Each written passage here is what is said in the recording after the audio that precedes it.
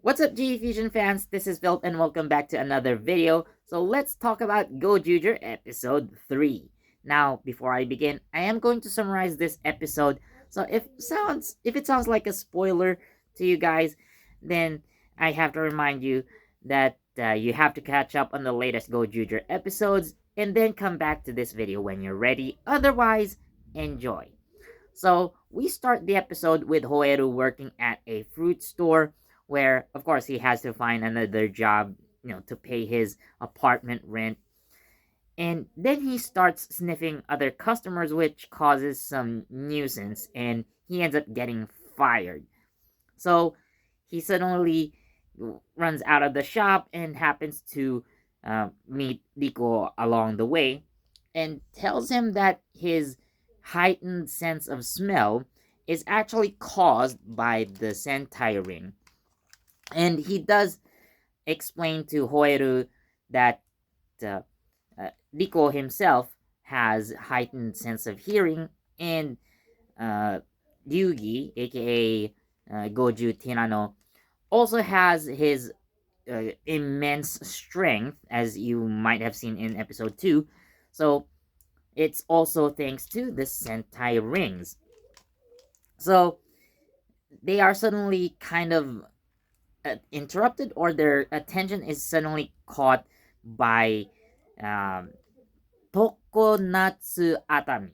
So Tokonatsu Atami is the prime minister, actually, and he is actually one of the Sentai, or the how do you say, like, the Sentai heroes uh, who joined the number one battle, and he is the one who transforms into this version of Don Momotaro.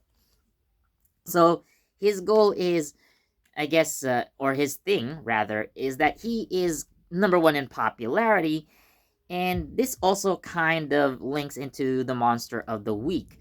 So the monster, or the no one monster featured in this episode, so he actually possesses the owner of the fruit shop that Hoeru had briefly worked for. So because he wants to make his shop popular, he doesn't get a lot of customers, even though it looks like a nice shop, and I'm pretty sure his fruits are fresh. So again, they are caught in this battle with this monster. So they have this number one battle, and of course, uh, the prime minister, aka Don Momotaro, gets involved. And my goodness, like, he is actually despicable. So, what do I mean here? Now, he kind of comes off as a charismatic young politician, being the youngest prime minister in the history of Japan, at least in that universe. So, Tokonatsu actually kind of has this like one on one with Hoeru, where he actually tries to teach Hoeru how to become popular, because, well, Hoeru's intention is to become number one, but what kind of number one is it? Well, he really doesn't have a clear idea anyway. So he wants to try becoming the most popular person, and then again, Tokonatsu tries to help Hoeru by teaching him how to become popular, and, well, basically, early attempts fail until they arrive at a laundromat where Hoeru helps a guy who mixed up his laundry. So, which ones are washed, which ones are not yet washed. So, using his newfound heightened sense of smell, Hoeru uh, was able to distinguish, like, these clothes are clean, these need to be washed. And this, of course, earns him the gratitude of the guy who owns those clothes. And Tokonatsu suddenly shows up, like, well done, you've just achieved the first step to becoming popular, which really cheers up Hoeru, and we kind of see him smile genuinely for the first time, I believe, in this episode. So yeah, going back to the first episode, we kind of see Hoeru smile awkwardly when not Taya Hando tells him to smile. But again, receiving that positive reinforcement from the Prime Minister himself, we see a genuine smile on Hoeru's face, which is, again, really, really nice. But it turns out that, long story short, it just turns out that uh, Tokonatsu has been using uh, Hoeru as a way to boost his own image, further making him popular. And then he just suddenly tells Hoeru, like, you can be number one, you can be the most popular in a world where I don't exist, that is. Boy, that sounds really, really villainous to me. And then, of course, Hoeru transforms into Goju Wolf and has his one-on-one battle with uh, Tokonatsu, and it doesn't really end up with anyone winning at that point. Well, actually, sorry, I kind of made a mistake there, so I'm correcting myself on camera. So it, you know, doing what he did, Tokonatsu actually won this number one battle. So again, he's already very, very popular considering that he is the prime minister, and by helping Hoeru, so he only retained that number one spot in popularity. Now, I'm gonna go to another side of the story with Rikuo. So Rikuo also gets involved in this, right? Considering that he was a former idol, he was a pop star. So he also joins the number one battle in this episode. And considering how, I guess, popular he had become as an idol, probably not to an extent as Tokonatsu. So the kaiju, or the number one, or the no one monster of the week. So he does have this ability to hypnotize or charm people so that they will follow him. But Nico does have his own natural charm, which it was actually able to use against the monster, and he was able to turn some of the people that were hypnotized to his side. Again, some people, but not everyone. So it doesn't really work. So it doesn't really work on everyone. But he was able to get some followers. He was able to get some fans. And now, here comes Bouquet, who was just nonchalantly walking around town, probably trying to learn more about humans, I guess, or what kind of world we have. So she happens to pass by Rikuo's mini concert, and automatically she's a fan. Like, she starts fangirling over Rikuo, like, Rikuo-sama! Like, okay, at first glance, I would know they're shipped. No question about that. They're my ship for this season.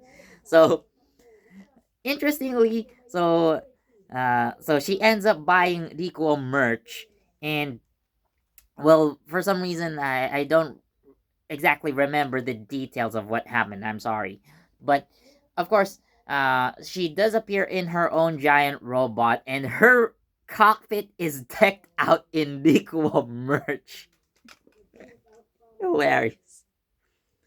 This does, however, again cause trouble in the city, and Rikuo summons the Tegasword, and we see Tegasword Blue for the first time.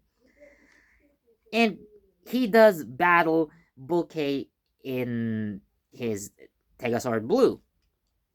However, Bouquet doesn't know that the guy she is fighting is her idol. So Nico uses a Tegasword Blue, and he so Tegasword Blue is like the gun based form of the Tegasword. Considering that Nico uses the uh, he uses a gun, so of course he shoots Bouquet's mech, and well, it does cause some damage. But what happens next? So inside the cockpit, so like of course, Bouquet is shaken, and then her Rico merch got damaged in the battle, causing her to go berserk. Like, ah! Like she went wailing on Rico. Again, she doesn't know that the guy she's fighting is actually Rico himself, which is really really interesting once like this story, I guess.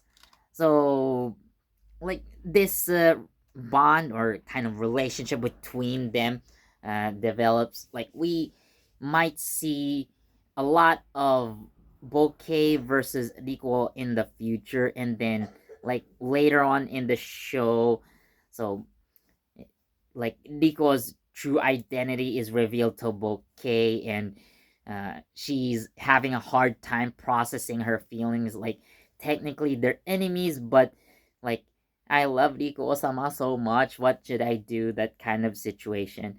But again, like a romance is a possibility. I mean, this isn't really the first time like one of the heroes or one of the rangers gets into a relationship with a villain or villainess rather. And interestingly, this isn't also the first time like a blue ranger uh, was in this kind of situation. uh, I could think of a couple of great examples with Boken Blue and Kazeno Shizuka in Bokenger. It was kind of implied that they did eventually like go into a relationship after the events of the show. And another one would be Candelita and Kyoryu Blue, and they are, I think, would be the most successful couple in terms of that, because it turns out they actually got married, as revealed in King Oger in the King Oger team up special, which again, so it just proves like it is possible for Rico and Bouquet to enter some sort of relationship if they decide to at the end of the season, and provided that Bouquet survives, battling the Gozyugers and ends up, like, you know what, I'm gonna go live with Nico Osama from now on. So, again, that's another possibility. So, with that, I'm gonna give Gozyuger, uh, 5 out of 5. So, a couple of things that I just uh, remembered, which actually made this episode great for me. So, yes, we do have Hoeru's side of the story. I mean, he is the main character, and we see his perspective, but it's also kind of a Rico focused episode as well. Again, with his popularity, like how he tried to use it in the number one battle, and how he ends up fighting Bouquet, and how they end up being my personal ship in this season. So there are also a couple of other things at the end of the episode. And after the number one battle, although technically Hoeru lost, so he still receives one vote of popularity, and it's ironically from the guy who fired him. So he did save, the fruit vendor from being completely controlled. So he was able to pull out, uh, you know, the fruit vendor or the fruit shop owner from the no one uh, monster, which again gives him at least one vote of popularity, which again, uh, I guess teaches him a lesson and gives him more motivation, I guess. And the ending of this episode gives us like the biggest plot twist early on, at least for one of the characters, because we see Goju Eagle in action in the last few seconds. And he's not really what we would expect. So Kinjiro isn't really who we think he is. That one I'm not gonna spoil. That one you should see for yourselves. It's really, really interesting to see, like the twist that they gave us early on with one of the characters. So we also see Sumino, but apparently she's working with Tokonatsu, but we don't know exactly why they're working together, but that's gonna be explained in the next episode, hopefully, because I do see a bit of a Sumino focus on that. So we're just gonna have to wait. So again, I'm giving Go Juger episode 3 5 out of 5. So thanks for watching, and as always, please do leave a like, comment, share, subscribe, and don't forget that notification bell. Actually, since we're talking Go Juju, let's use this one. So as always, please don't forget to leave a like, comment, share, subscribe, and don't forget that notification bell so you get the latest from JEFusion. This has been Philip, and I'll see you in the next video. Bye.